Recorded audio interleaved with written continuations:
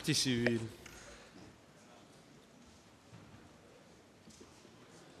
Oui, allez-y.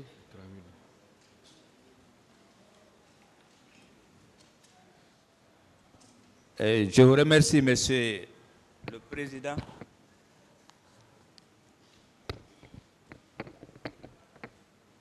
Ce code, il est très riche.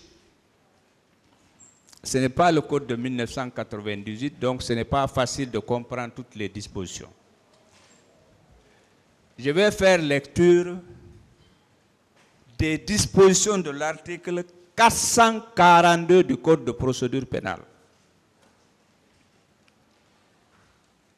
Les autres règles relatives au jugement des délits, telles que définies aux articles 533 à 563 du présent Code, sont applicables devant le tribunal de première instance statuant en matière criminelle.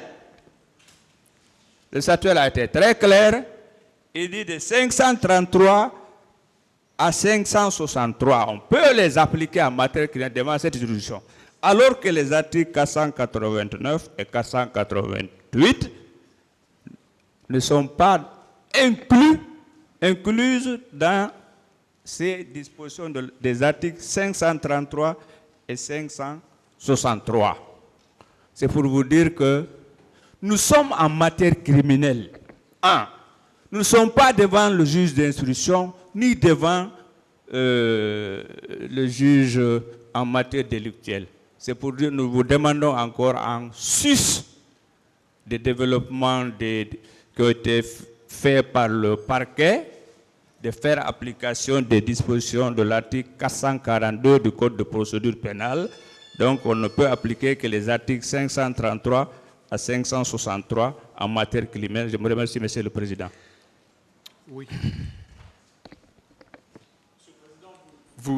Monsieur le Président, vous constatez, messieurs, l'unité de la partie civile, puisque mon confrère Hamidou Bari a très brillamment indiqué ce que je m'apprêtais à vous dire hier et que vous aviez déjà bien sûr compris. Juste pour vous dire, parce qu'on vous a parlé de la doctrine à l'instant, je crois juste devoir rappeler en un instant que la doctrine et la loi sont parfaitement alignées sur l'idée qu'il est important qu'une victime qui souhaite se constituer puisse se constituer sans trop de formalisme, que ce soit facile de venir devant une juridiction pénale. Quand je dis facile, la Cour sait combien parfois il est difficile de venir dire ce qu'on a souffert et parfois de contribuer à accuser. Donc ce formalisme qui est prévu, on vous l'a dit à l'instant, en matière correctionnelle sur l'élection de domicile, c'est un formalisme qui, dans le texte même de l'article 488, si même on devait dire que ce texte s'applique à la matière criminelle, ce qui n'est pas le cas, ce texte ne prévoit aucune irrecevabilité pour sanctionner le défaut d'élection de domicile. Tout au plus, et comme l'a dit à l'instant, et nous sommes en accord avec le parquet sur ce point, ce que dit le Code pour sanctionner, et c'est la seule mention d'une sanction du défaut d'élection de domicile, la seule chose que dit le Code, c'est à l'article 160, dans une autre matière, en matière d'instruction et de suivi de l'instruction, la sanction pour la partie civile, c'est qu'elle ne pourrait pas se plaindre à défaut d'élection de domicile d'une notification qui ne lui aurait pas été faite, simplement parce qu'on ne veut pas non plus entraver le juge dans son action.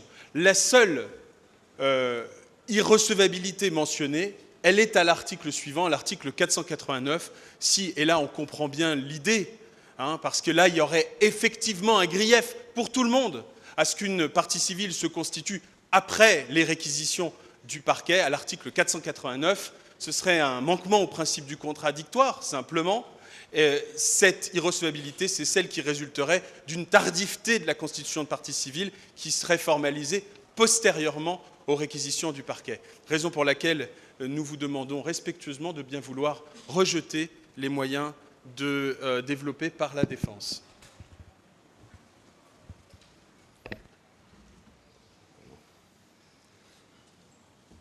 L'audience est suspendue.